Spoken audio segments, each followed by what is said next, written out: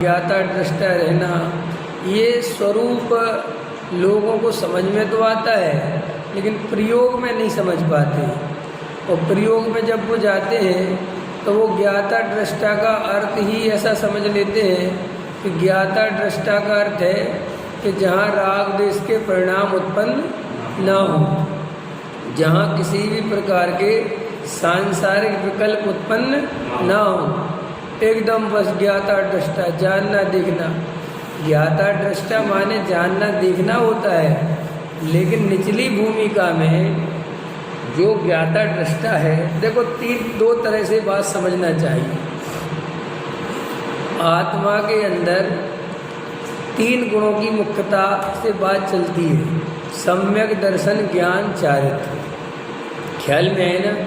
सम्यक दर्शन ज्ञान चरित्राणी मोक्ष मार्ग, मिथ्या दर्शन मिथ्या ज्ञान मिथ्या संसार मार्ग। अब ये 3 गुण हैं, तो जो मिथ्या दृष्टि जीव है उसके श्रद्धा भी मिथ्यात्व है, ज्ञान भी मिथ्यात्व है और चारित्र भी मिथ्यात्व है। और सबसे पहले अगर सुधार होगा तो वो श्रद्धा में होगा, माने सबसे पहले सम्यक दर्शन होगा। ख्याल में आया? तो सम्यक दर्शन होगा तो सम्यक दर्शन की जो चर्चा है वो निचली भूमिका में चलती है।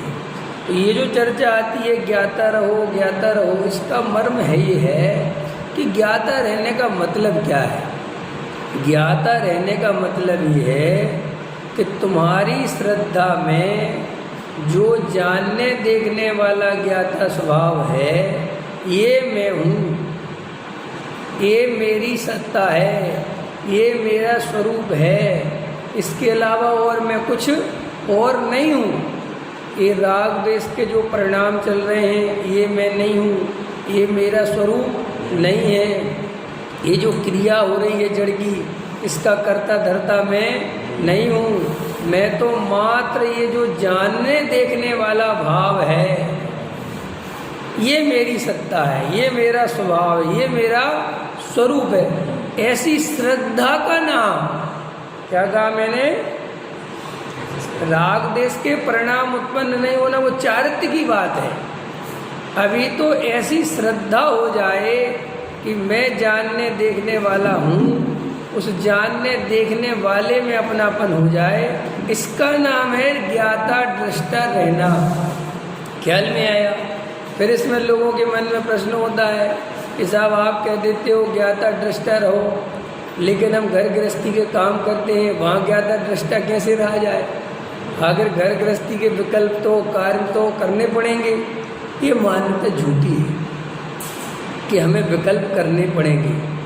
आपको विकल्प करने नहीं पड़ते, जैसा काम होना होता है, जैसे काम होने की योग्यता होती है, वैसे विकल्प आए बिना रहते नहीं।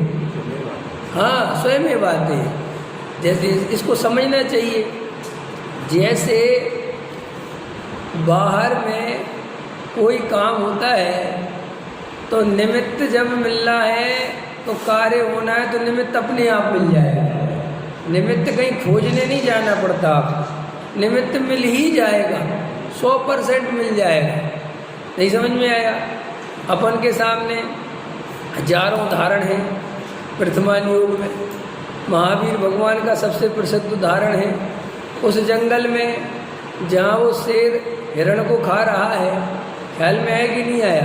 अगर 1 मिनट पहले का चित्र देखोगे तुम, जब वो हिरण पे हमला कर रहा होगा, तो कौन कहेगा कि अभी 2 मिनट बाद ये सम्यक दृष्टि हो जाएगा? है?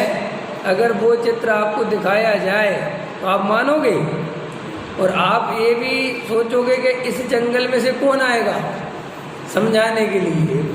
है? कौन आएगा शेर को समझाने? वो कौन दिख रहा है यहाँ पे? दूर दूर तक तो कोई मुनिराज नहीं है।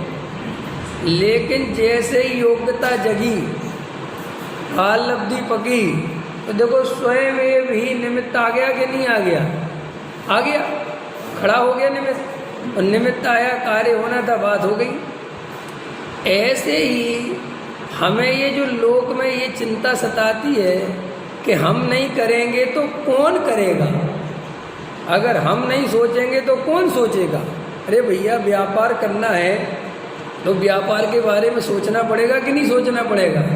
अगर भोजन बनाना है तो भोजन बनाने के बारे में सोचना पड़ेगा कि नहीं सोचना पड़ेगा?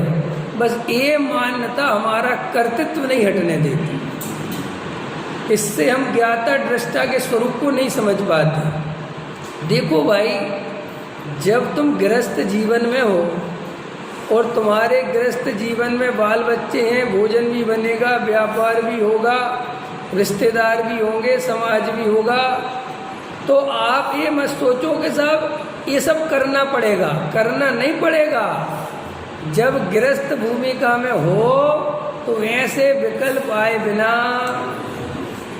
रहेंगे ही नहीं, वे तो आएंगे ही आएंगे। जैसे सम्यक दृष्टि जीव को, पंचम गुण स्थानवर्ती जीव को, मुनिराजों को स्वयं भी अपनी भूमिका के अनुसार वैसे विकल्प, उस भूमिका में जैसा आचरण, वे विकल्प आए बिना, मुनिराज को 28 मूल गुणों के पालन करने का भाव आए बिना नहीं रहता। पंचम गुण स्थानवर्ती को प्रथमा आदि लेने के भाव आए बिना नहीं रहते। चौथे गुण स्थान वाले को सप्तव्यसन आदि का त्याग करने के भाव आए बिना नहीं रहते। देवसास गुरु की भक्ति आए बिना। तो जैसे वहाँ हमें समझ में आता है, ऐसे ही गृहस्थ जीवन में भी हमारा जो वर्तमान का जीवन है उसमें जो जो कार्य जैसे जैसे होने हैं वो वैसे वैसे विकल्प आपको आते हैं। आप उन विकल्पों के कर्ता नहीं हो, तो आप ज्ञाता दृष्टा तभी रह सकते हो जब आपको ये बात समझ में आ जाए कि ये विकल्पों का भार भी मेरे ऊपर। बहुत सारे लोग ये तो समझ लेते हैं कि साहब हमें ये तो समझ में आ गया कि रोटी बनाने के कर्ता, व्यापार करने के कर्ता हम नहीं। ये बात तो मैं समझ में आ गई। होता स्वयं जगत परिणाम, मैं जग का क्या करता काम। लेकिन आप एक बात बताओ, ये परिणाम तो हम ही करते हैं ना, ये विकल्प तो। और हम एक बात है, रोटी बनाने के विकल्प करें ही नहीं तो रोटी बन जाएगी, ऐसा अपने मन में चलता है। व्यापार नहीं करेंगे, ध्यान नहीं देंगे तो आप कैसी बातें करते हो? आपको ध्यान देना ही पड़ेगा। अब देखो गजब गजब विवाद है, मान के चलो ये बहुत समझने जैसी बात है। निमित्त की एक परिभाषा तो मैं आपको समझा चुका। निमित्त की एक और परिभाषा है, जो कार्य की उत्पत्ति में अनुकूल हो। क्या है? हाँ, ये गजब की परिभाषा है। विपरीत नहीं होता निमित्त, समझ में आए ना? अनुकूल हो। किसी को ट्रक के नीचे मरना है, उदाहरण है, तो ट्रक वाला वैसे तो 40 की स्पीड पे चलाता था, आज कितने की स्पीड पे चला रहा है? 60 की। तो अनुकूल हो गया ना? खैर, अनुकूल समझ गए। माने जैसा कार्य होना है निमित्त ही बिल्कुल वैसा ही खड़ा होता है। ख्याल में आए ना? गजब गजब की बात है। तो अब अपन को समझना क्या है कि जैसे तुम्हें करोड़पति बनना है, तुम्हारा ऐसा उदय है, ख्याल में है ना, तो तुम्हें अपने आप ही वैसे ही विकल्प आएंगे जैसे विकल्पों में करोड़पति बनने की अनुकूलता हो। उस समय तुम्हें मुनि बनने के भाव नहीं आएंगे, ख्याल में है ना? उस समय त्याग व्रत के भाव। और मान के चलो तुम्हारा उदय करोड़पति नहीं बनने का है, ख्याल में है ना, तो तुम्हें भाव भी ऐसे आएंगे, संसार असार है, कुछ नहीं, कोई विकल्प नहीं, कुछ नहीं करना। अब तुम क्या करते हो कि जब ऐसे विकल्प आते हैं कि कुछ नहीं करना, सब छोड़ने योग्य है, मैं तो अब अपने को मर्यादित कर रहा हूँ, तो हम उसके कर्ता बन जाते हैं। अब जबकि मज़ेदार बात यह है कि हम उसके कर्ता नहीं हैं। कि हम उसके कर्ता बने तो क्या प्रॉब्लम है, क्या परेशानी है? उसके कर्ता तुम बनोगे तो तुम्हें ये प्रॉब्लम आएगी कि वो भाव कल नहीं रहेगा तो क्या करोगे? आज तो आ रहे वो भाव, अब कल नहीं आ रहे तो क्या करोगे? फिर तुम आकुलित होगे, फिर परेशान होगे। देखो, वस्तु स्वरूप गहराई से समझना सीखो। सब लिखा हुआ है, सब लिखा हुआ है, कोई अलग से बात कोई नहीं बता रहा है, बस हम समझ नहीं पा रहे हैं। ये मैं कई दफे कहता हूँ। एक मुनिराज 11वें गुण स्थान से गिरकर पहले गुण स्थान में जाते हैं। कौन सा गुण स्थान जैन साहब? 11वां गुण स्थान माने अरुण जी है। 11वां गुण स्थान माने क्या? सोचा कभी 11वां गुण स्थान माने क्या? 11वां गुण स्थान माने पूर्ण वीतरागी। राग का अंश भी नहीं है, अंश।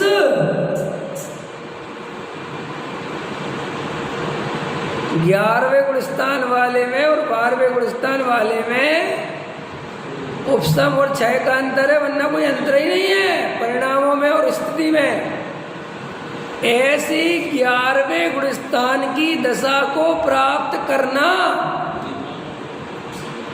और फिर 11वें गुण स्थान से गिर के मिथ्यात्व में आ जाना और शांति से बैठे रहना और फिर पुरुषार्थ करना, कितनी बड़ी बात है, कितनी बड़ी है। तुम 12वीं क्लास 11वीं क्लास पास होके फेल हो जाओ और सीधा नाम तुम्हारा पहली क्लास में लिखा दिया जाए, जाओगे स्कूल? अरे आज तक कोई बच्चा 9th 10th में फेल हो जाए और ऐसा सिस्टम हो कि फेल हुए तो कहाँ जाना पड़ेगा? पहली में। बोलो हम में से तुम में से कौन जाएगा? हम तुरंत स्कूल छोड़ देंगे। छोड़ दोगे कि नहीं? अरे बहुत सारे बच्चे तो अगर 9th में फेल हो गए और 9th में ही पढ़ने की बात आई तो वो कहते हैं कि हम नहीं पढ़ेंगे क्योंकि हमारे साथ वाले आगे क्लास में चले गए और जो पीछे वाले हमारे साथ बैठेंगे तो घनघोर बेइज्जती है हम स्कूल ही नहीं जाएंगे। देखो मुनिराज, देखो वस्तु स्वरूप 11वें गुण स्थान में पहुंच के परम वीतरागता का स्वाद लेकर मिथ्यात्व गुण स्थान में आ गए, लेकिन ना तो घबराते हैं, ना भागते हैं, ना दीक्षा छोड़ते हैं, शांति से बैठ के फिर वस्तु स्वरूप का विचार करते। क्या करते हैं? मैं आपसे प्रश्न करता हूं, बताओ वहां उन मुनिराज की क्या गलती है 11वें गुण स्थान तक पहुंचना, पूर्ण वीतरागी हो जाना। तो जब पूर्ण वीतरागी हो गए तो अब गलती क्या है? ये कहते हैं कि सब कर्मोदय की विचित्रता है, निमित्त की तरफ से और उपादान की तरफ से तो कुछ उत्तर ही नहीं है कि सब उपादान की योग्यता ही ऐसी समझो और कुछ नहीं, कहाँ गलती कहीं कुछ नहीं है। फिर भी देखो वे मुनिराज ना तो अंतरंग से भयभीत होते हैं कि सब क्या है, ना उनको वस्तु स्वरूप में ही लगता है कि सब ये क्या है, काय बेकार है, सब कुछ नहीं, वे केवल ज्ञान ले लिया, हमारे साथ चले थे हैं और उनको मिल गया है और उनसे ज़्यादा तब मैंने किया, ख्याल में है कि नहीं आया, और मैं वापस यहाँ आ गया। ये तो घनघोर अन्याय है, ये सरकार ठीक नहीं है, ऐसा कुछ नहीं सोचते। कोई बात, ये कहलाती है पर्यायगत योग्यता पे भरोसा, ये कहलाता है उपादान पे भरोसा। हम लोग तो क्या हालत है हमारी, जरा सा कुछ, अरे इतना दिन से पढ़ रहे हमें तो कुछ याद ही नहीं होता, इतने दिन से लगे मैं तो कुछ हो ही नहीं रहा, जबकि कुछ नहीं लगे, तुम कुछ नहीं कर रहे, जीरो बैलेंस खाते। और इसमें भी सिद्ध बनने की तैयारी चल रही है और ये चल रहा है, बढ़िया बढ़िया भजन चल रहे हैं आई आई अंतर में सिद्धों की महिमा है। अरे भाई, अपने स्वरूप को जाने बिना सिद्धों की महिमा कैसे करोगे? ख्याल में है कि नहीं? कैसे जानोगे कि सिद्ध भगवान क्या है? तो मिथ्यात्व गुण स्थान में आ गए और फिर पुरुषार्थ करते, देखो फिर करते, फिर चढ़ते हैं श्रेणी। गजब गजब की बात है। तो देखो ये निर्णय करो, समझो वस्तु का स्वरूप कि भाई ज्ञाता दृष्टा रहने का मतलब श्रद्धान की अपेक्षा यहाँ चलती है बात। तो श्रद्धान में ये जो विकल्पने हैं कि साहब काम तो करना ही पड़ेगा, काम करना नहीं पड़ेगा, काम जैसा होना होगा वैसे विकल्प आए बिना नहीं रहेंगे। आप विकल्पों के कर्ता राजा सैनिक को नरक गति का बंद हो गया। समो शरण में बैठते थे, महावीर से प्रश्न पे प्रश्न पूछते थे। ख्याल में आया कि नहीं आया? बताओ बलसेन जी, महावीर भगवान से प्रश्न पूछने का अवसर, कंटिन्यू समो शरण में बैठे वाले व्यक्ति इतने सारे प्रश्न पूछे और कोई कहे क्या महावीर ही कह रहे हैं इनको नरक जाना है। ख्याल में कैसा लगे कि मैं इतना सब कुछ, इतना बढ़िया। और सुनो कमाल, दीक्षा लेने के भाव नहीं आते। क्या कहते राजा सैनिक?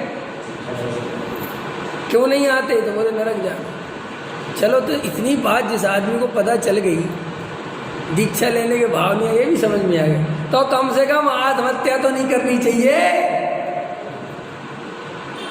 इतना तो विवेक रहना चाहिए कि राजा सैनिक को ये नहीं पता था क्या आत्मा जर अमर है और कौन किसको मारेगा, और काय का बेटा आ रहा है तो क्या करेगा? मार देगा, कुल्हाड़ी मार दे, मैं क्यों मरूं?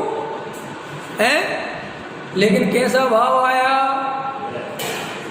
कैसा भाव आया कि उसके हाथों से, दुष्ट के हाथों से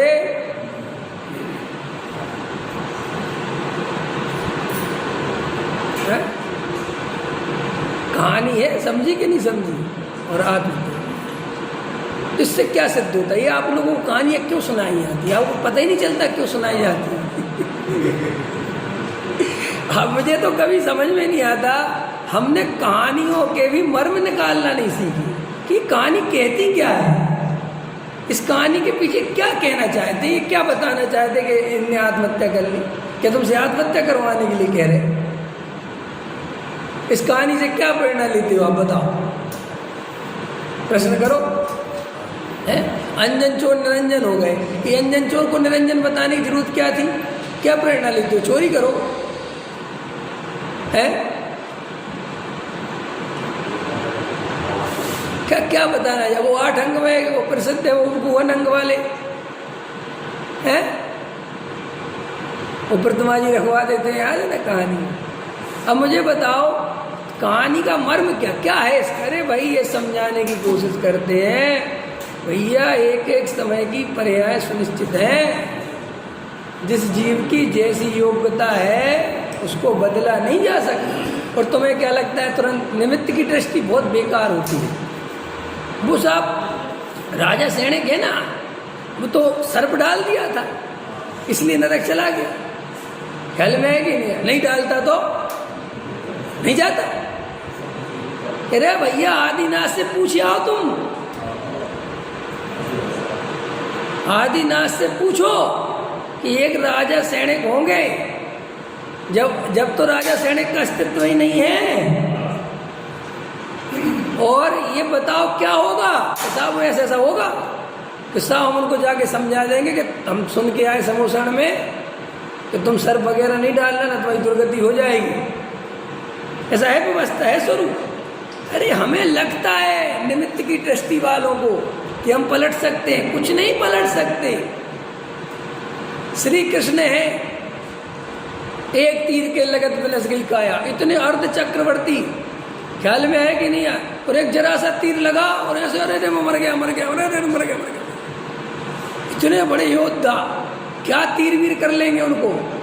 लेकिन भैया ये सब जब उदय और जब योग्यताएं तो वे निमित्त सब वैसे ही होते हैं। तो मैं क्या समझा रहा था कि तुम अगर इन परिणामों के कर्ता बनोगे तो तुम कभी ज्ञाता का अनुभव नहीं कर पाओगे।